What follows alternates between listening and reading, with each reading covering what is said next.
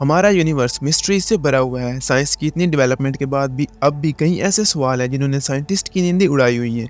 आज की वीडियो में हम ऐसे ही कुछ यूनिवर्स की अनसॉल्व्ड मिस्ट्रीज के बारे में बात करेंगे।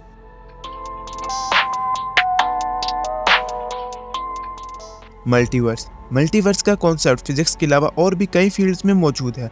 मल्टीवर्स थ्योरी ये कहती है कि जैसे हमारा यूनिवर्स है जिसमें करोड़ों गैलेक्सीज और काउंटलेस स्टार्स हैं, इस तरह के और भी कई यूनिवर्स हैं जिनके अपने फिजिक्स के लॉज, अपने स्टार्स और अपनी गैलेक्सीज हैं।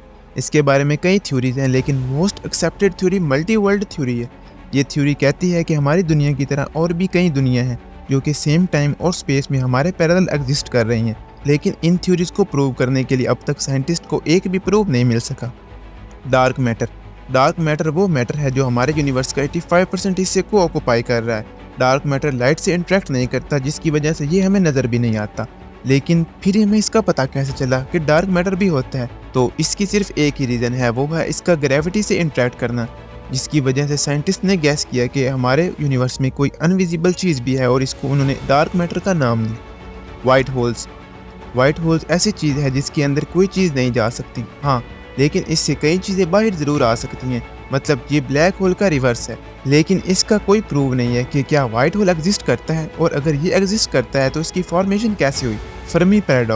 फर्मी पैराडॉक्स असल में एलियंस लाइफ की लैक ऑफ एविडेंस और उनकी एग्जिस्टेंस की हाई प्रोबेबिलिटी की कॉन्ट्रडिक्शन का नाम है। आसान लफ्ज़ों में समझे तो एलियन लाइफ को प्रूव करने के लिए हमारे पास एक भी एविडेंस नहीं है, लेकिन इसकी प्रोबेबिलिटी बहुत ज़्यादा है कि हम इस यूनिवर्स में अकेले नहीं हैं। इतने बड़े यूनिवर्स में कोई और लाइफ भी हो सकती है। तो इसी चीज़ की कॉन्ट्रडिक्शन को फर्मी पैराडॉक्स का नाम दिया गया है। एक एस्टिमेट के अकॉर्डिंग सिर्फ हमारी गैलेक्सी में 1000 से लेकर 10 करोड़ एलियन सिविलाइजेशन हो सकती हैं, लेकिन किसी रीज़न की वजह से वो हमें अब तक नहीं मिली। इस पैराडॉक्स में ऐसी कई थ्योरीज हैं जो ये बताती हैं कि क्यों हमें अब तक एक भी सिविलाइजेशन नहीं मिली। एक ऐसी थ्योरी ये कहती है कि हमारे यूनिवर्स में एक बैरियर है जो कि मुख्तलिफ टाइप की सिविलाइजेशन को आपस में मिलने से रोकता है। एक और थ्योरी ये बयान करती है कि अर्थ एक स्पेशल केस में है, जबकि दूसरी एक्स्ट्राटेरेस्ट्रियल सिविलाइजेशन हमें मॉनिटर कर रही है। एंड ऑफ यूनिवर्स, हमारे यूनिवर्स का एंड कैसे होगा, इस पर साइंटिस्ट की कई थ्योरीज हैं। इनमें से जो दो लीडिंग थ्योरीज हैं वो ये हैं। पहली है बिग क्रंच, जो कि बिग बैंग का उल्ट है। इसमें ये होगा कि अचानक हमारा यूनिवर्स ग्रेविटी की वजह से एक्सपेंड होने से रुक जाएगा और इम्प्लोड हो जाएगा, और इस तरह हमारे यूनिवर्स का एंड होगा। दूसरी थ्योरी का नाम है हीट डेथ ऑफ यूनिवर्स। इसके अकॉर्डिंग हमारे यूनिवर्स एक्सपेंड करता रहेगा यहाँ तक कि गैलेक्सीज एक दूसरे से इतना दूर हो जाएंगी कि आसमान में कोई भी लाइट नहीं बचेगी और स्टार्स की फॉर्मेशन बंद हो जाएगी, और इस तरह हमारे यूनिवर्स का एंड हो जाएगा। लेकिन ये सब देखने के लिए हम नहीं होंगे। बिग बैंग से पहले क्या हुआ था? साइंटिस्ट के अकॉर्डिंग हमारे यूनिवर्स की फॉर्मेशन बिग बैंग से हुई थी, लेकिन बिग बैंग से पहले क्या था? अब इसका असल जवाब तो किसी के पास नहीं है, लेकिन इसके रिलेटेड कुछ थ्योरीज हैं। हो सकता है बिग बैंग से पहले हमारा यूनिवर्स एक हॉट डेंस स्टार हो, या हो सकता है कि हमारे यूनिवर्स से पहले एक और यूनिवर्स एग्जिस्ट करता हो जो इस यूनिवर्स की तरह का हो, और उसका बिग क्रंच हमारे यूनिवर्स का बिग बैंग बन गया हो। अगर हमारे यूनिवर्स का एज है तो इस एज के बाद क्या है?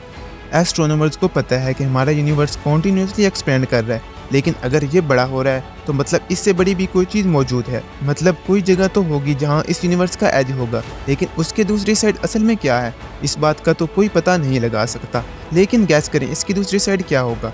एक रास्ता जो कहीं नहीं जाता।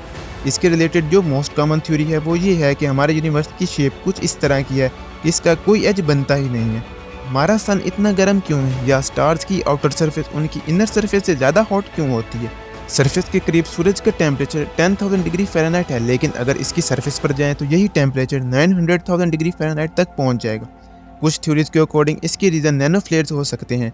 नैनो फ्लेयर टाइनी एक्सप्लोजन है जो हर वक्त सन की सरफेस पर होते रहते हैं, और यही इतनी हीट की वजह बन सकते हैं। तो यही थी आज की वीडियो। उम्मीद है आपको वीडियो पसंद आई होगी।